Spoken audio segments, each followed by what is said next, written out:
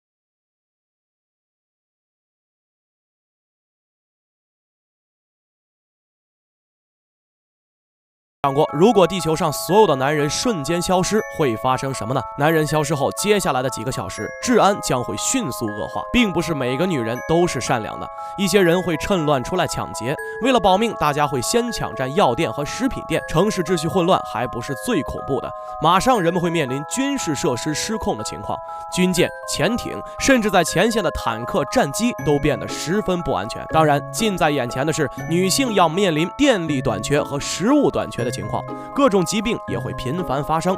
这种糟糕的情况可能要持续几天或者几个礼拜之后，会有人出来主持大局了。世界变成了女儿国，在各个领域的女性人物开始站出来，有人开始发表稳定人心的演讲，告诉人们不要混乱，不要恐慌，全世界的女人都应该团结起来。虽然没了男性，导致全球失去了一半劳动力，但女人同样能胜任男人的工作。部分女性开始出来创造新秩序，她们开始承担男性的工作，有人领导，大家开始重新生活。很快，女人发现没了男人也可以过得很好，经常家暴你的丈夫不见了，公司骚扰你的上司也不见了，班里总是欺负你的男同学也不见了，你整个人开始释怀，不用担心遇到色狼或者咸猪手，似乎外面的空气也变得更新鲜。这个时候，在屏幕前的你是不是有一个问题？没了男人，人类该怎么延续下去呢？很多城市都有精子库，这是人类延续后代的方法之一。其实自然界中很多动物的雌性不需要雄性就可以分娩后代，比如鲨鱼、蜥蜴等。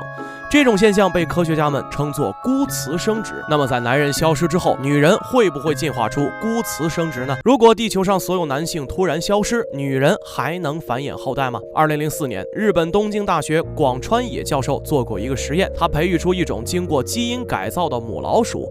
在这个基因改造的母老鼠中，他成功的将它的卵细胞雄性化，然后将小鼠体内被雄性化的卵子跟普通的卵子结合，得到了人类历史上第一个孤雌生殖产生的小鼠。这个小鼠被命名为灰叶鸡。除此以外，早在2001年，内布拉斯加州有一个水族馆诞生了一头双髻鲨，但是这头小鲨鱼的妈妈在3年内没跟雄鲨鱼接触过，也就是说，这只小鲨鱼是孤雌生殖生出来的。关于孤雌生殖这件事，迄今为止，科学家们都没找到人类能孤雌生殖的证据。孤雌生殖目前只发生在比较低阶的动物身上，越是顶端的物种，孤雌生殖就越罕见。人类作为自然界顶端的生物，既然没有孤雌生殖的案例，那是不是说明我们人类就不能孤雌生殖了呢？人类比老鼠、鲨鱼要复杂得多。要知道人类能不能孤雌生殖，恐怕需要未来更多的实验来证明。假如女性真的能孤雌生殖，那么男人消失之后，人类繁衍的问题也得到了解决，婴儿就可以直接从女性中诞生。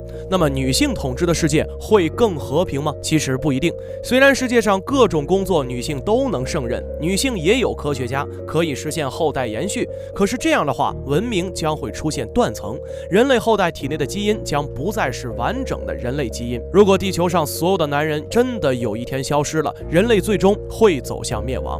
因为世界万物都是阴阳对立的，缺了哪一个都不行，否则人类将在地球上绝迹。对此，你有什么想说的，又有什么独到的见解呢？欢迎在评论区留言，跟大家一起分享。